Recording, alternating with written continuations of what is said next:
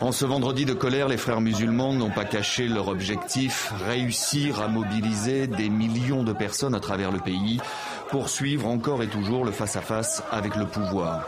Les cortèges se sont mis en marche dans les rues du Caire quelques heures plus tôt, à l'issue de la grande prière du vendredi. La sortie d'une trentaine de mosquées de la ville comme point de ralliement. Direction la place Ramsès dans le centre du Caire. Le son des mégaphones chauffe à blanc une foule déjà en colère. Les Égyptiens n'ont pas peur, les hommes de Morsi n'ont pas peur.